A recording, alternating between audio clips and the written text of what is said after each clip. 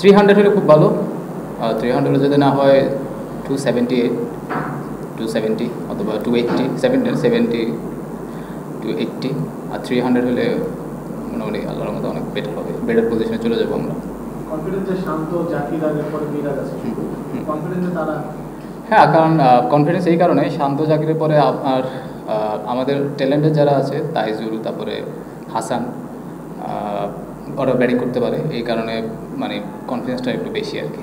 হ্যাঁ অবশ্যই, আপনার আমার কাছে এই যে এইসব জায়গায় আর একটু আমাদের একটু যারা দুইজন ব্যাটিং করছেন, তারপরে আপনার মিরাজ আছে, অনেক ক্যালকুলেটিভ করে ব্যাটিং করতে হবে। আর কোন সময় ওদের খেলাটা একটা সময় কালকে সকালে হয়তো খুব হার্ড হয়ে আসবে, তো ওই সময়টা আমাদের একটু খুব ক্যালকুলেটিভভাবে ব্যাটিং করা লাগবে। আবার কোন একটা সময় দেখবেন যে খেলাটা হয়তো ছাড়বে, তো আমরা আবার একটা সময় আসবে আমরা খেলাটা ধরবো। তো ওই ক্রাঞ্চ মোমেন্ট যেটা বলেন, যে সময়টা আমাদের থাকবে, ওই সময়টা আমাদের আরও লম্বা সময় ব্যাটিং করার মনোযোগ দিয়ে ব্যাটিং করতে হবে। যেটা অনেক আমরা দুইটা যে আমরা শান্ত যেমন একটা 50 রানের পার্টনারশিপ হয়েছিল, ওই জায়গাটা আমরা কিন্তু ওই জায়গা থেকে আমরা কিছু বেরিয়ে গেছি। তো ওইরকম আর একটা মোমেন্ট আসবে, ওই সময়টা ওই 50 রানের পার্টনারশিপটা 150, তো 200, 170, 80 করলে তখন ওই 300 যেটা বললাম 270, 280 অথবা 300 এটা কাছাকাছি সম্ভব। অবশ্যই এখানে দেখেন আমি প্রিপারেশন ওয়াইজ যেটা বললেন যে 5 দিন হয়তো প্রিপারেশন নিয়েছে, প্রিপারেশন মানে আমার কাছে মনে হচ্ছে খুব একটা ভালো প্রিপারেশন। যাক আলহামদুলিল্লাহ, যাও যতটুকু হয়েছে আলহামদুলিল্লাহ। যেটা বললেন যে 100, দেখেন যখন টেস্ট ম্যাচ খেলি তখন হয়তো 100 চিন্তা ভাবনা করে খেলি না, চিন্তা করি যে কেউ 4 সেশন অথবা 5 সেশন, 3 সেশন, 3.5 সেশন, 400 ব্যাটিং করা যায়। তো ওই হিসেবে চিন্তা করলে আমি যে সিনিয়র ব্যাটসম্যান, ওই হিসেবে চিন্তা করলে আমার কাছে মনে হয় যে আমি 2 ইনিংসে সেট হয়ে আউট হয়েছি। দেখেন আমি ম্যাক্সিমাম হয়তো 1 সেশন খেলতে পেরেছি। 1 সেশন সিনিয়র প্লেয়ার হিসেবে 1 সেশন কোনোভাবে এটা কাম্য না। আমার কাছে মনে হয় যে আমি যদি 3 সেশন ব্যাটিং করতে পারতাম আরও, তাহলে হয়তো ফার্স্ট ইনিংসে, সেকেন্ড ইনিংসে ভালো একটা পজিশনে চলে যেতে পারতাম। এটা আসলে মানে আপনি যেভাবে বলছেন ওই জিনিসটা ওইরকম না। আপনি মুশফিক ভাইও রান করুক, আমিও রান করি, শান্তও রান করি, শেষের দিকে আপনি যদি ট্যালেন্টাররা যদি আপনার 50 রানও যোগ করে, ওই 50 রানের কারণে কিন্তু ম্যাচ জিতে। ওই অর্থে বলেছি যে আমি ট্যালেন্টারও ভালো ব্যাটিং করতে পারে, তার মানে যে আমরা ট্যালেন্টারের উপরে নির্ভরশীল। যখন খেলবেন তখন কিন্তু আপনি ট্যালেন্টের উপর নির্ভরশীল হতো, কিন্তু ওনারা ব্যাটিং করতে পারে সেই মিনটা আমি খুঁজছি, তো ওরাও ব্যাটিং করতে পারে, এটা একটা প্লাস পয়েন্ট, এটাই বললাম। দেখেন আমি এখানে আপনি হয়তো অনেকজনের দোষ দিতে পারবেন, এখানে যারা সেট হয়ে আউট হয়, যা বলছেন আমি সেট হয়ে আউট হয়েছি, তারপরে আপনার জয় সেট হয়ে আউট হয়েছে। যখন যে ব্যাটসম্যান সেট হয়ে আউট হয় তার দিকে আমার কাছে মনে হয় যে তার মানে রেসপন্সিবিলিটি বেশি থাকে। তো যে আপনার 10-এর নিচে আউট হবে অথবা সকাল সকাল আউট, তার কিন্তু ওরকম মানে আপনি যদি দেখেন তার আসলে কিছু করার থাকে না। তো যারা সেট হয়ে আউট হয় তাদের মানে রেসপন্সিবিলিটি বেশি। তো আমার কাছে আমার রেসপন্সিবিলিটি অনেক বেশি ছিল, ওই দায়টা হয়তো আমার নিতে হবে, আমার জয়েরও নিতে হবে জিনিসটা। শর্ট বলে তো আজকে কেউ আউট হয়নি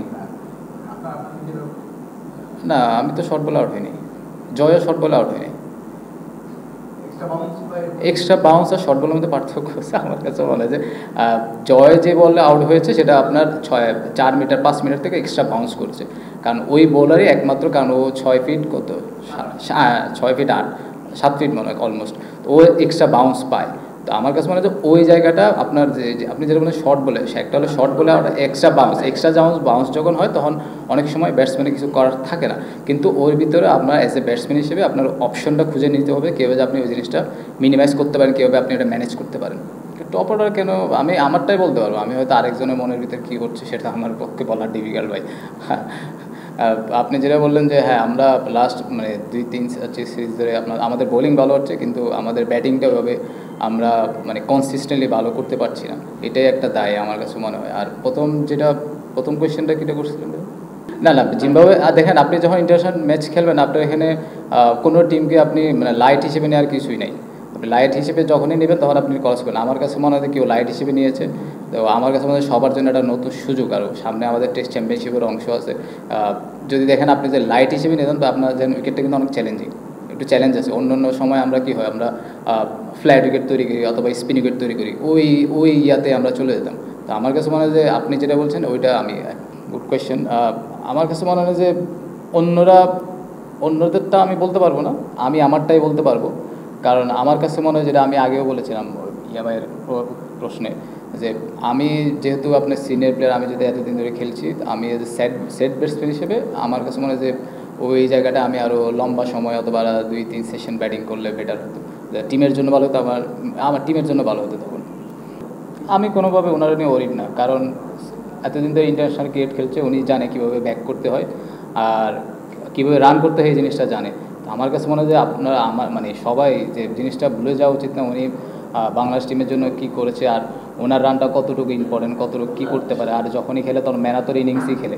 তো আমার কাছে মনে হয় এত তাড়াতাড়ি কোনো জিনিসগুলো উনি যা যা অর্জন করছে বাংলাদেশ টেস্ট ক্রিকেটের জন্য, ওটা কোনোভাবেই আমার কাছে মনে হয় ভুলে যাবে না। আমার কাছে মনে হয় এখন আরও টেস্ট ক্রিকেট নিয়ে আরও ভালো ক্রিকেট খেলতে পারে, কারণ 2 ফর্মেট থেকে যেহেতু অবসর নিয়েছে, এখন একটা ফর্মেটে উনি মনোযোগ দেবে।